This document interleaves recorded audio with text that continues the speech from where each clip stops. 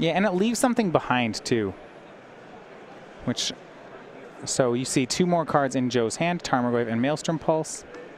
Brennan's hand looks like he has Snapcaster Mage, Kolaghan's Command, Stubborn Denial, and one other hanging out there in the back.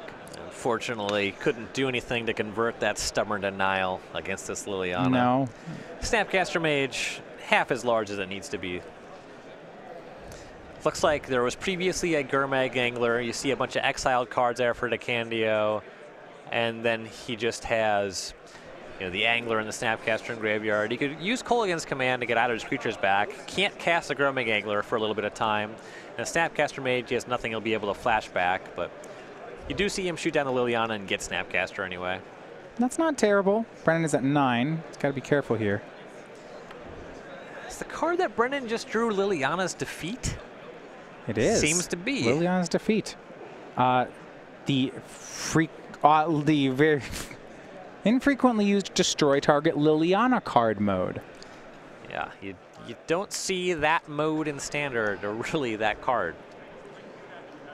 But it's a bit better in clean. Modern. Yeah. It's nice in Death Shadow Mirrors and certainly against the other black mid-range decks.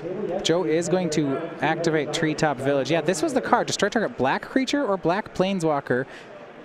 If it was a Liliana, they lose 3, and it was. So Treetop Village is hit by Fatal Push. Then Joe makes Tarmogoyf. That is one that you would rather hit with Fatal Push than Treetop Village. Good sequencing by Joe then to get the Fatal Push onto the other creature. Brennan does still have that Snapcaster Mage, though. Yeah, he may just remove both.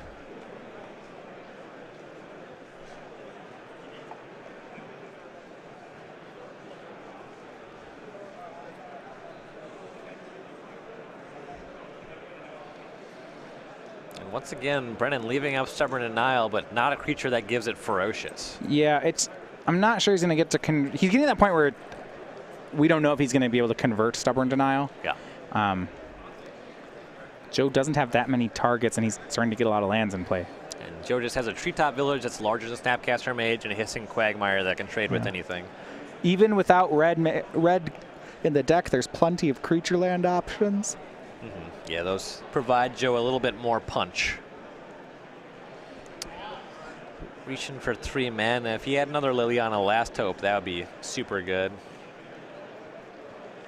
But there's a lot of stuff he could have here that just pulls ahead.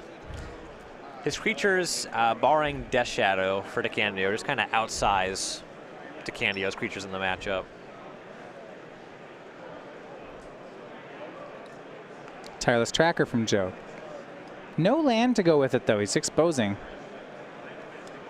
Might get shot down.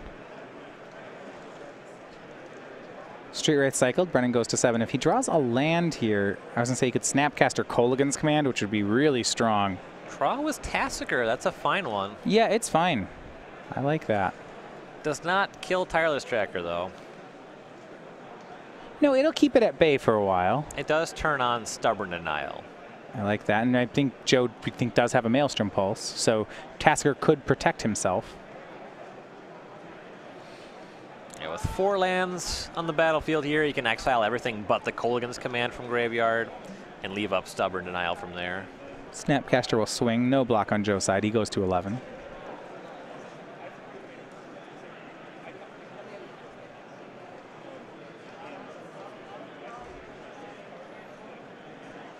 And Tassiger. And Dan Brennan will delve away 3. Is there a reason you might want to keep something other than Kolaghan's Command? So you don't want Street Wraith for sure. Liliana's Defeat's so narrow, so you might leave Gurmag Angler. Yeah. Because you'll be filling up your graveyard and maybe you get that one back. But I think the Kolaghan's Command is just the best card. And that's what he does. So go back over Snapcaster and Stubborn Denial in Brennan's hand. Joe drawing Liliana of the Veil. Yeah, could have left out Liliana's Defeat. But he has 2 3-mana non-creature spells, so whatever he casts here, Brennan's gonna counter. And that's what happens. Maelstrom Pulse was hit. No land from Joe, he passes. Things look to be going Brennan's way. Draws another Snapcaster. Well, that's Sure. Yeah, that's a fine draw. You wish that he had a 5th land to go with it, but can't have everything. Swings both. Chalice Tracker will trade with Snapcaster Mage. Joe down to 7. Draws some sort of land, but another Snapcaster Mage should do it. Yeah, so Joe goes for that trade because he has this Liliana, but Brennan has that covered. Yeah, and Joe's really playing away where he already can't beat Snapcaster, so he really wasn't respecting it, saying, I need this Liliana to answer your tasker, and if it doesn't, we're going to game 3. Right. They're going to game 3. Yep. Good play by Joe. I like that he didn't respect Snapcaster Mage there as well. Yeah, nothing he really could have reasonably done. All right, well, we're going to have a great 3rd game here as Brennan DeCandio has evened the score up. Join us when we come back. It'll be the conclusion of the match between DeCandio and Bernal.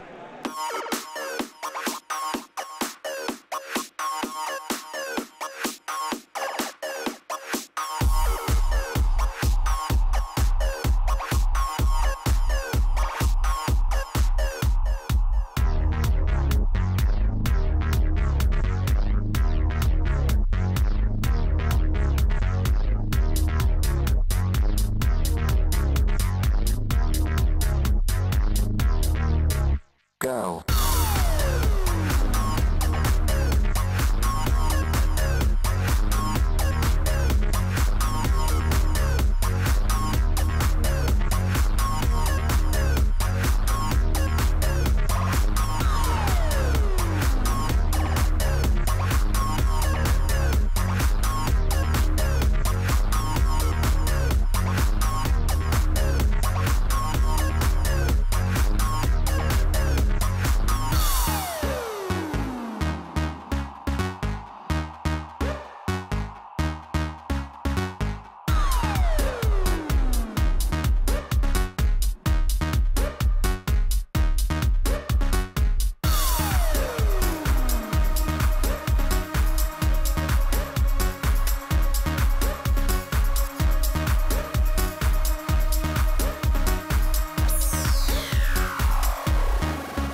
Go.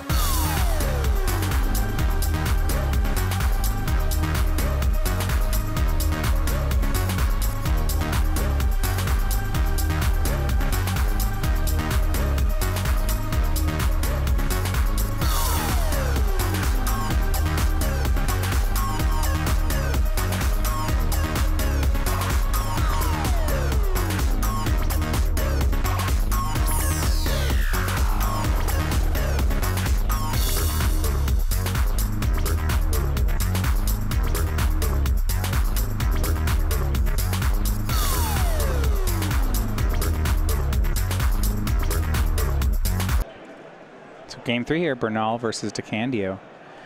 Bernal will be back on the plate. Now, what we saw there, and I think I was talking about this dynamic when we were talking about Bloodbraid Elf, was this is a fair fight. Black-green versus Grixis Shadow. It felt like Grixis just won the fair fight. You know, he drew more Snapcasters, he drew more Kolaghan's commands. He actually just he won the mid-range fight. When you play this matchup, do you play it assuming that you'll win the mid-range fight? Yeah, there's really not much that would force you to be terribly aggressive in the matchup.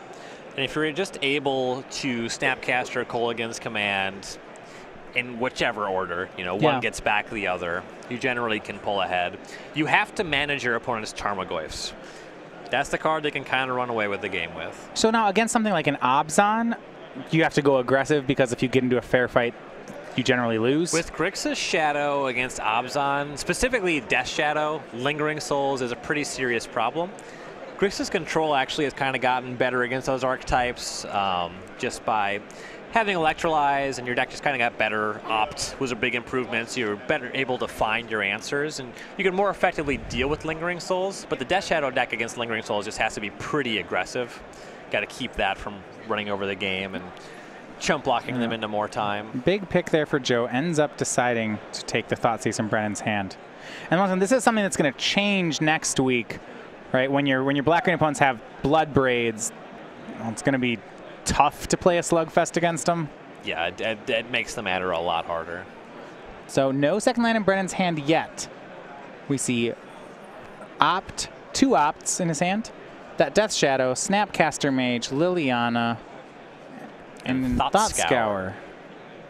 Playing both Thought Scour and Opt for Brennan. He's Yep, Thought Scour is a staple of the Grixis Death Shadow because of the delve threats. okay. Oh, he doesn't have Serum Visions. There we go. Okay. I was thinking, is he on 12 cantrips? But no, just no Serum Visions. No Serum Vision's a little interesting. Does not play nearly as well with Snapcaster Mage as Opt does. And you can't play, what, 12 of them, right? That's too much. Can and don't. Yeah, 12 is a lot. Okay, yeah, can, yes, don't. Sure. Takes the Liliana. So he's happy to... I like what Joe's doing here. A lot of players in this situation, when seeing Brennan was stuck on one land, would try to get him on lands. You're like, oh, I'm going to start... Instead of me taking your Thoughtseize and your Lily, I'm going to take your Opt and your other Opt. And, like, I'm glad that Joe didn't go down that line. I think that's a trap. Yeah, you want to be able to beat the spells if Brennan's able to cast them. Now that I said that, Brennan is going to spend the Opts and miss his land drops. And so it's like you took them anyway. Yeah. Like, man, now we need to get his Opts. And I'm like, okay, at a certain point, yes, you should. Before Opt was reprinted into Modern, already Lax was playing some sleight of hands. So there's a few people on that build. So they were playing more than 8? More cantrips there. Thought Scour, Serum Vision's sleight of hand. Scavenging Ooze from Joe. You see Brennan arranges his graveyard here. And Joe's going to immediately eat away, looks like a card out of the graveyard. Not sure what the pressure is. I guess he wants to stop a delve threat, so he just doesn't care. Yep. Okay. Brennan's in trouble, draws the Liana. Still no land. He's got a Thought Scour left. Yeah, so you were asking me about the Grixis side being able to win a slugfest. Well, this isn't a slugfest. Yeah. You can't do it from behind. Okay, there's no like comeback here where, okay, if I draw land, and I cast my Terminate and my Liliana, then it's fine, but no. It depends how quickly Joe is actually closing the game. Well, Joe doesn't have much. His hand was land, and he had just one other card as Brennan Thoughtseized him. Yeah, once you saw the hand there is not doing too much. Do you think it's interesting that Brennan, he Thoughtseized? He could have cast Fatal Push or a Thought Scoured for the land, but he actually just went with Thoughtseize. Thoughtseize makes some sense. There's a number of spells that Joe can follow up the Scavenging Ooze with. Tarmogoyf, Liliana, that can make things a lot harder. So Brennan's down to 13, and now we have a game. He hit an island. So he can Fatal Push and Thought Scour this turn. He could clear the board and try to recover. Now, Joe does have 2 creature lands, both Quagmire and a Treetop Village all ready to go. The creature lands are nice. Joe has just drawn a lot of lands in general, though. Yeah, it just means like Brennan has to continue answering these threats. You see Fatal pushes away the Ooze and passes. Maelstrom Pulse to pick up for Joe.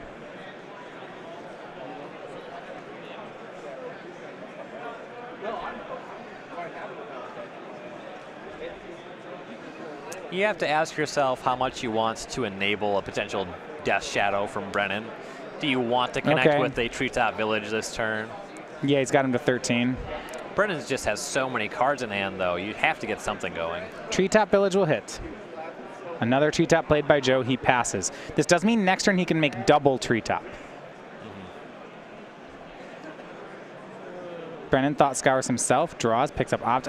Still no land, so he'll Opt main phase. Brennan he's struggling, but he does pick up Gurmag Angler, and yeah, he's got cards in the graveyard, no problem. That's a pretty tempting one to keep. It is. Joe has the Maelstrom Pulse, though, so if he does, Joe's response will be Pulse the blocker, hit for 3. Yep. That's acceptable, I think, but he goes against it. Yeah, so she's off on Gurmag's. So if he's shipping Angler here, then it's land or bust, right? Yeah. Maybe Fatal Push? Found another Angler. Oh. Did he find it off the Opt, or did he already have it? I believe he found it. Well, if he already had it, then it makes a lot of sense to bottom, but I think he did draw it off his deck really wanted him to have Gurmag Angler. Right. And Joe plays lined up. Chapping both Treetops. Tireless Tracker, Land, Clue, Pulse. I like that a lot more. Yeah, that's significantly better than hitting with the Treetop there. Yeah. No cards left in Joe's hand either. Street Wraith from Brennan. I'm not thrilled. Brennan's going for it, though, down to 8. That's fine. He's still just making his shadows bigger. Yeah, but we're getting into territory where, let's say he kills the like he can't cycle. He cycled the Street Wraith into Street Wraith. He can't cycle this one and then remove Tireless Tracker because he will lose to the 2 Treetop Villages. Yeah, that second Street Wraith, that one much less good than the first. That one stinks. And Brennan, I think the story is going to be he went too long without drawing lands, which, okay, you look at the first few turns and you say, yeah, of course that's how it's going to end. I actually still felt that in a lot of the middle of this game, Brennan could have recovered. He makes a Death Shadow. I mean, he might even still be able to. Yeah, the deck has so many things that just cost 1 mana. Draw for Joe. So on the board, Joe has 2 Treetops and a Tireless Tracker swinging. He could force Brennan to 2, but then he makes the Shadow an 11. And I don't know. That's not ideal. Brennan can't, if Brennan's at 2, he can't have a red mana source next turn. Yeah. Because he does not play Mountain. It would have to be a shock land. So you can take 11 or whatever. The question is, do you actually still win that game if Brennan has some follow-up, say another Death Shadow? I guess Joe's other out is just to hang out here and draw cards with Tracker, but then if he's going to do that, he's going to have to beat Brennan's 5-card hand. I don't like that. Yep. Maybe it's still what he does, though. Draws another card with Tracker. It's a fetch land. Now he can make Tarmogoyf, so Joe is going to try to just win the mid-range fight. I mean, he got an uncontested Tireless Tracker. I don't blame him. Yep. He keeps that until next turn. That fetch land combines really nicely. Tarmogoyf here, so we have our main 4. Nothing. I believe Joe has Liliana in his graveyard. Is that still the case, or did he? Was that exiled?